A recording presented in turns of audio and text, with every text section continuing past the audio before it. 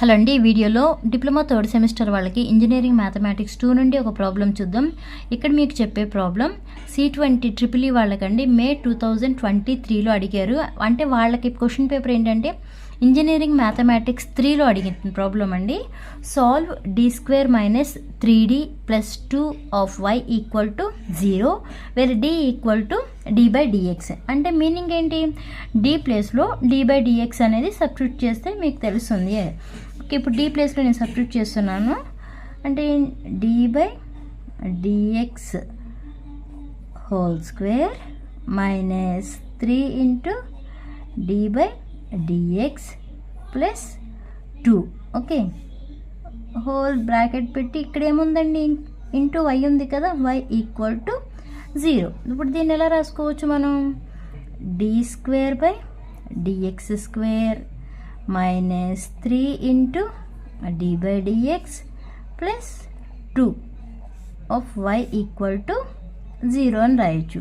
ఇప్పుడు yతో మల్టిప్లై చేయండి. మల్టిప్లై చేస్తే ఏమవుతుంది? d²y/dx² అవుతుంది కదా. d²y/dx² minus 3 dy/dx plus 2y equal to 0 అవుతుంది. ఇదేంటండి?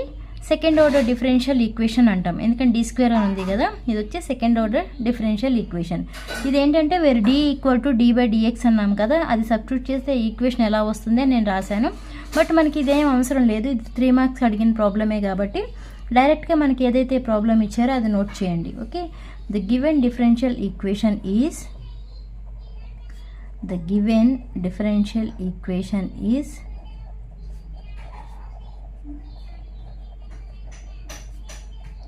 ఏంటండి మనకి ఇచ్చింది? d² - 3d plus 2 of y equal to 0. Okay, next d² - 3d plus 2 equal to 0. ఈ వైని పంపిస్తే 0/y అవుతుంది కదా, అంటే ఈక్వల్ టు ఏమైపోతుంది? 0 అయిపోతుంది. లేదంటే ఇది టర్మ్ ఈక్వల్ టు 0, ఇది టర్మ్ అలా కూడా 0 అయిపోతుంది కదా. Okay, next the auxiliary equation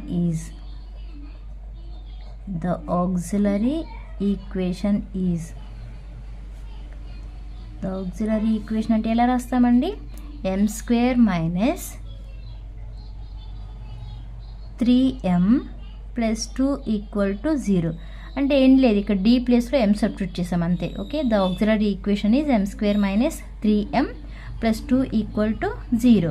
ఇప్పటికి వీటికి రూట్స్ ఫైండ్ అవుట్ చేయండి. రూట్స్ ఫైండ్ అవుట్ చేయాలంటే ఇప్పుడు 2 ఇంటూ m² ఇంటూ 2m² కదా, ఇక్కడ మనకి ఎలా రావాలి? 3 రావాలి కదా. అప్పుడు దీన్ని ఎలా రాసుకోవచ్చు మనం? m² minus 2m minus 1m plus 2 equal to 0. ఈ రెండిట్లో m కామన్ తీస్తే ఏమవుతుందండి? m - 2. ఇక్కడ -1 కామన్ తీస్తే m - 2 equal to 0.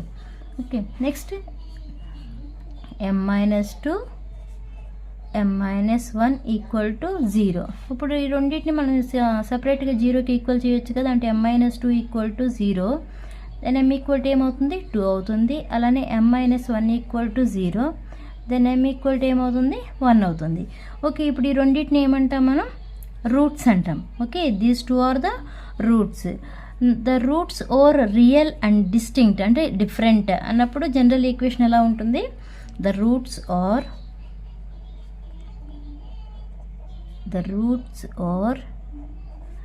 Real and distinct. Distinct is nothing but different అండి. The roots are real and different, then the general